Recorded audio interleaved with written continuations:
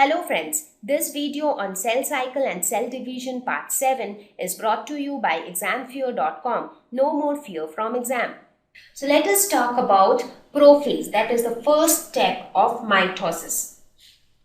So what happens here? The chromatin threads condense to form chromosomes. Now this was the nucleus which we had so far.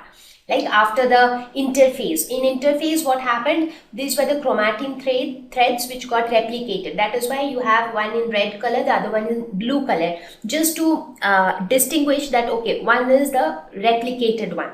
So the chromatin threads got replicated, the centrioles got replicated, and this is the status of the cell as of now. Now here in this phase, what happens? The chromatin threads condense to form chromosomes. So what do we mean by condense? Right now the threads are something like this. Now if these threads condense together, that means they become compact.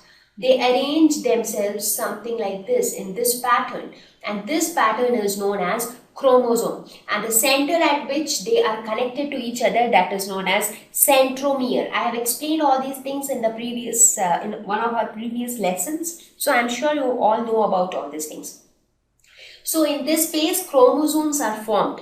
So something like this. So here you can see the thread-like structures are gradually getting arranged. So they are like getting compact. And gradually it forms a structure like this. And the central part is known as centromere.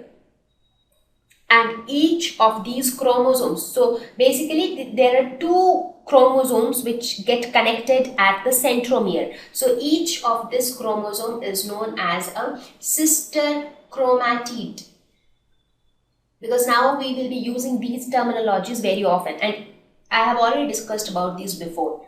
So this will in turn, what will happen now? The cytoskeleton disassembles. What is cytoskeleton? The skeletal framework of the cell, that is cytoskeleton. What is it made up of? It is made up of microfilaments and microtubules. I'm sure you remember all these terms when we spoke about the lesson on cell. If not, please review it. So here the cytoskeleton disassembles. So no cytoskeleton is there. So what will happen to those microtubules and microfilaments? We'll see. They will get utilized in some other way. So the centrioles migrate to opposite poles and form a bridge of microtubules called spindle apparatus. This is very, very important. This step is very important. So you saw here that the centrioles had duplicated. Now gradually what will happen is the centrioles will migrate to opposite poles. Let us suppose this is one centriole. The other centriole will migrate here. So both the centrioles will migrate to opposite poles, and as I said, the chromatin threads have organized into chromosomes. Now the cytoskeleton has disassembled, but those microtubules will now be utilized to form thread-like structures in this fashion, which is known as spindle fibers. Why is it called spindle fibers? Because of its shape. It is known as spindle fibers. So structure like this will arise from the two centrioles which is there on the opposite poles. So this will happen. So you got my point?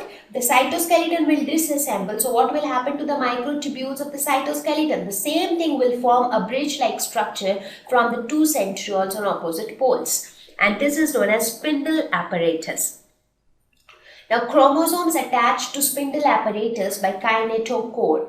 So what is kinetochore? Now in the structure of chromosome, as I said, the center structure is called centromere. Now over the centromere you have some hook-like structures which are known as kinetochores. Basically they are not hooks, but they act like hooks. So what happens is each of these chromosomes will get attached to these spindle fibers at their kinetochores. So kinetochores will act like hook, so that it can attach to the spindle fibers. So these are some of the changes which will take place in prophase. So a lot of things will happen in prophase. Firstly, chromatin threads will condense to form chromosomes. Cytoskeleton will disassemble, and the same microtubules will form bridge-like structures called spindle apparatus. Chromosomes will attach to the spindle apparatus by kinetochores. nuclear envelopes start breaking down. So if you see here, at this place you had a complete nuclear envelope. Gradually it starts breaking down and finally it vanishes. So the nuclear envelope will also break down. Now when you talk about all these things like kinetochores or the microtubules, they are all made up of proteins. So protein is there everywhere. So now you understand why we said that before the process of cell division start, the cells should be very well prepared for the division to take place, and that is why protein synthesis take place in the G2 phase, that is the second gap phase.